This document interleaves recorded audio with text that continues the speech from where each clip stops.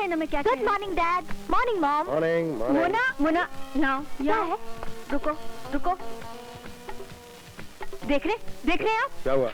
ये किसी भी तरह से लड़की नजर आती है? हाँ भाई, मुझे तो लड़की नजर आ रही है। हाँ, अगर तुम आजकल के जमाने की लड़की में 30 साल पहले की लड़की देखने की कोशिश करोगी तो निराश ही होना पड़ेगा। That's it, Dad. आपने बिल्कुल ठीक कहा। निर्मला, जमाने के साथ चलना और बदलना सीखो। एक बात कहूँ? बोलो। आपने अपनी बेटी को जरूरत से ज्यादा छूट दे रखी है। लो, बीच बीच में टोक भी दिया कीजिए। अब तुम तो टोकती ही रहती हो। और निर्मला, अच्छे खानदान का एक उसूल है, घर में एक आदमी टोकने वाला चाहिए तो दूसरा सर पर हाथ रखने वाला। बच्चे काबू में भी रहते हैं और मीठे भी बने रहते हैं। वाह वाह वाह, वेल सेड डैड। मेरे सर पे हाथ रखिए। आपको पता है इसकी पढ़ाई लिखाई खत्म हो चुकी है। अब इसके लिए कोई लड़का वड़का देखिए ताकि इस जिम्मेदारी से भी हम मुक्त हो जाएं। हाँ, वो तो है। इस बारे में मैंने अपने कंपनी के मैनेजर गोपाल दास जी से बात की है। नमस्ते मालिक। नमस्ते मालकिन। बड़ी लंबी उम्र है आपकी, आपको याद किया और आप आ गए। मालकिन, किस सिलसिले में मुझे याद किया? मोना के लिए एक अच्छे लड़के की चिंता है हमें। हाँ, मोना हमारे घर की इकलौती बेटी है, इस घर का चिराग है, उसी से तो इस घर में रोशनी। अब मोना ही चली गई तो इस घर में तो अंधेरा छा जाएगा। और मुझे मालूम है कि आप उसकी जुदाई बर्दाश्त नहीं कर पाएंगी। आप कहते तो ठीक है, मगर एक तरीका है, बेटी का ब्याह भी हो जाए और घर में खुशी का उजाला भी बरकरार रहे। वो कैसे? वो ऐसे, कोई ऐसा लड़का तलाश किया जाए जो शादी के बाद यही घर जमाई बन के रह जाए। हाँ, ख्याल तो इनका बुरा नहीं है, लेकिन कोई खुददार खानदानी अच्छा लड़का घर जमाई बनने के लिए कभी तैयार नहीं होगा। आप एक दफे हुक्म तो कीजिए कि गोपाल दास एक अच्छा खानदानी इज्जतदार घर जमाई चाहिए, फिर देखिए मैं लड़कों की लाइन लगा दूंगा। गोपाल दास जी, सिर्फ हमारी पसंद से क्या होगा? आखिर लड़का पसंद करना है तो मोना को ही। मोना को? हाँ, इसलिए पहले मोना से पूछ ले तो बेहतर है। कहीं ऐसा न हो कि मोना ने पहले से ही कोई लड़का चुन लिया हो। डैडी। हाँ बेटा। मैं सिटी जा रही हूँ, शाम होने से पहले लौट आऊंगी। ठीक है, लेकिन ड्राइवर को साथ ले जाना। नहीं, तुम बहुत रफ ड्राइविंग करती हो। Okay daddy, bye bye.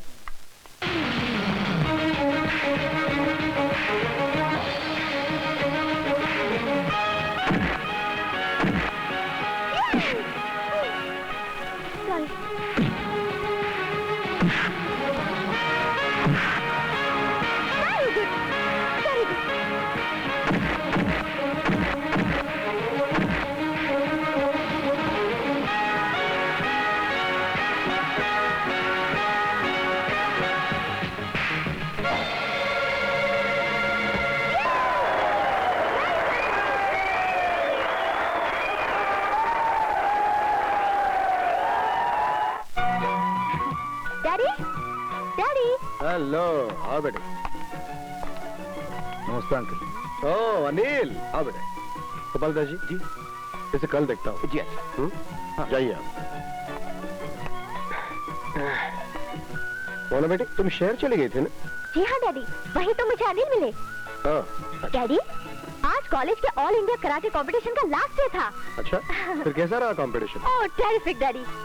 Anil ने तो ऑल इंडिया कराटे चैंप को मार मार के चटाई की तरह चपटा कर दिया। Oh I am sorry.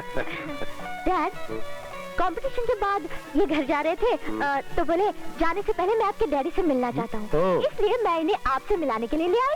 अच्छा अच्छा, बहुत अच्छा किया बेटे तुमने। अनिल बेटे, चैंपियनशिप मुबारक। Thank you. अच्छा बेटे, बैठो तुम। मोना बेटी, नाश्ता वाश्ता करा, चाय वाय पीकर जाओ। मैं जरा काम में हूँ। अच्छा जी, नमस्ते। आप कहाँ जा रहे हैं? आपके साथ तो मुझे एक बहुत इम्पोर्टेंट डिस्कशन करनी है। आइए। अरे आइए। अरे बैठिए। क्या कर रही हो? कुछ नहीं, बिठा रही हूँ। और आज मैं तुमसे खास बात करना चाहती हूँ। अरे कौन सी खास बात? मैं जवान हो गई हूँ। अच्छा, ओ हाँ हाँ, आज के पेपर में आया था। तुम फिर मजाक करने लगे। अरे तुमसे किसने कह दिया कि तुम जवान हो गई हो? मोना, लड़की जवान होती है ना तो उसे अकल आती है, अकल आती है तो लाज आती है, और लाज आने के बाद कोई लड़की किसी गैर लड़के को इस तरह डाकुओं की तरह जबरदस्ती उठाकर नहीं लाती। तो क्या करती? मजबूरी थी, घर में मेरी शादी की बातें चल रही हैं। तो मुझे क्यों उठाकर लाई? मैं क्या तुम्हारी शादी में बैंड बजाऊंगा? तुम मेरी शादी में दूल्हा बनोगे। मोना, मेरे साथ ऐसा आप मजाक नहीं करना। शादी करना मजाक है क्या? मोना, तुम एक करोड़पति बाप की इकलौती औलाद हो। सारी जिंदगी बंगलों में रही हो, जमीन पर कदम कम रखे ज्यादातर गाड़ियों में घूमी हो। और मैं एक अनाथ, ना मां ना बाप, बचपन से मामा मामी के दर पर पड़ा हूं। रहने के लिए खुद की कोई छत भी नहीं है। बचपन से मामा मामी की रोटियां खाकर, प्राइवेट ट्यूशन देकर अपनी पढ़ाई खत्म की है। ऐसे इंसान के साथ अगर नाता जोड़ोगी तो जिंदगी भर पछताओगी। बिल्कुल नहीं पछताऊंगी। तुम शायद मेरे डैडी से डरते हो कि कहीं वो इनकार न कर दें, लेकिन वो अपनी बेटी की पसंद को ही अपनी पसंद समझते हैं। और जहाँ तक तुम्हारा सवाल है, तो डैडी तुम्हें बेहद पसंद करते हैं, हर वक्त तुम्हारी तारीफ करते रहते हैं। जब कोई दौलत वाला किसी गरीब इंसान पर खुश होता है ना, तो उसे नौकरी दे देता है, बख्शीश दे देता है, लेकिन उसके हाथ में अपनी बेटी का हाथ कभी नहीं देता। अनिल,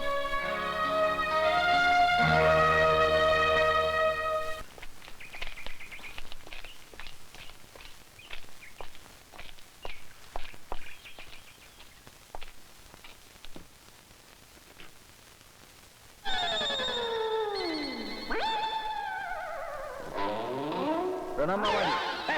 क्या चोरी कर रहा? चोरी नहीं, मैं तो आपको प्रणाम कर रहा हूँ। ठीक है। लेकिन आप क्या कर रहे थे? अरे पिछले 1 घंटे से 10 पैसे ढूंढ रहा हूँ। अरे अनिल, कहीं गिर गए। बेटा तुम आ गया। अरे मामी, जीते रहो। कैसी हो प्रमा? अच्छी हूँ भैया। अरे अच्छी क्या, अच्छी तो मैं तुझे अब बनाऊंगा। ये देख, ये साड़ी तेरे लिए। मेरे तो क्या मेरे लिए? मम्मी कितनी अच्छी है ना। और मामी, ये शॉल तुम्हारे लिए। ये देखो।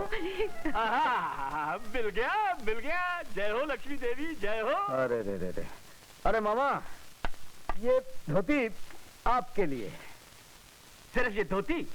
अरे भांजे, बरसों से तुम मुझ पर बोझ बने बैठे हो। हैं? ये 10-15 रुपए के कपड़े लाकर तुम उस माँ बेटी को बेवकूफ बना सकते हो, मुझे नहीं। हाँ, पहले ये बताओ कि तुम्हारी नौकरी लगी कि नहीं लगी? अरे मामा जी, अभी तो शहर से वकालत की परीक्षा देकर आ रहा हूँ। जब तक पास नहीं हो जाऊंगा, नौकरी कौन देगा? तो तू पास कब तक होगा? कल शाम तक हो जाएगा? कल शाम तक? अरे यूनिवर्सिटी का रिजल्ट है, कम से कम 2 महीने लगेंगे। 2 महीने? अरे सुनती हो, 2 महीने बाद जाकर इसकी परीक्षा का रिजल्ट निकलेगा। हाँ, फिर जाकर इसे नौकरी मिलेगी और फिर 1 महीना गुजर जाएगा, उसके बाद घर में पगार आएगी। इसका मतलब है 3 जमा 3 यानी कि 90 दिन में, यानी कि 3 महीने में 810 रोटियां खाएगा। उसके बाद सब्जी और भाजी अलग, 2 वक्त की चाय अलग। अरे मैं तो बर्बाद हो जाऊंगा ना। कैसी बातें करते हो जी? आपने कभी अनिल के लिए कुछ किया है? आपको तो इस बात की भी परवाह नहीं कि परिवार के लिए भी आपका कुछ कर्तव्य है। पत्नी गई जहन्नुम में, लेकिन बेटी के लिए कम से कम एक बाप का कुछ फर्ज होता है। फर्ज मुझे मत याद दिलाओ। हाँ, बेटी का ब्याह करवा दिया, यानी कि फर्ज पूरा हो गया और किस्सा खत्म, बस। मगर क्या फायदा ऐसे ब्याह का जो ब्याह के बाद भी लड़की कुंवारी की कुंवारी घर में पड़ी रहे। यहाँ से उठकर उसकी डोली ससुराल गई नहीं क्योंकि आपने उनकी मांगे पूरी नहीं की। अरे क्यों करूं उनकी मांगे पूरी? 1.5-2 रुपए की बात होती तो दिल पर पत्थर रखकर उनकी मांगे पूरी भी कर देता, लेकिन उनके वक्तों ने तो गज भर की लिस्ट हाथ में थमा दी थी। याद है, वो लिस्ट पढ़कर 1 हफ्ता भर में बेहोश रहा था। हाँ, आप तो हफ्ता भर बेहोश पड़े रहे, लेकिन लड़की जिंदगी भर मैके में पड़ी रहेगी। हाँ, तो पड़ी रहे, इस जन्म में क्या अगले जन्म तक पड़ी रहे, लेकिन मैं दहेज नहीं दूंगा, नहीं दूंगा, नहीं दूंगा। हाँ।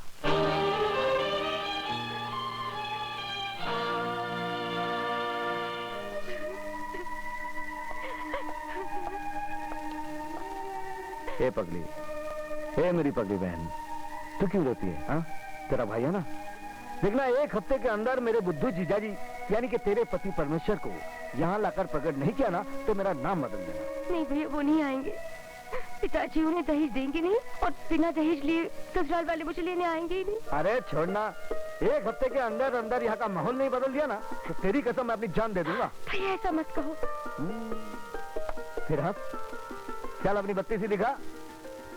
ए चीनी के आपको पता है, बिटिया रानी शहर से अनिल को गाड़ी में बिठाकर यहाँ ले आई। अच्छा? हाँ? लेकिन मैं कहाँ थी? आपको तो दोपहर में खाना खा के सोने की आदत है।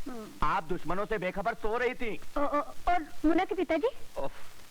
रोना तो इसी बात का है मालकिन कि सब कुछ उन्हीं की मौजूदगी में यही हो रहा था, यही। हे भगवान। देखिए, मुझे तो लगता है तूने उन्हीं मालिक को अपनी ओर खींच लिया है। वो दिन दूर नहीं मालकिन, जब ये अनिल आप और आपकी बेटी को दूध में डुबकियां लगाते हुए मक्खी की तरह निकाल के फेंक देगा और इस सारे जायदाद का मालिक बन बैठेगा। नहीं, ऐसा नहीं हो सकता।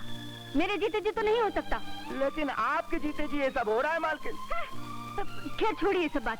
आप अपने बेटे की बात कर रहे थे, उसका क्या हुआ? मेरा बेटा? हाँ।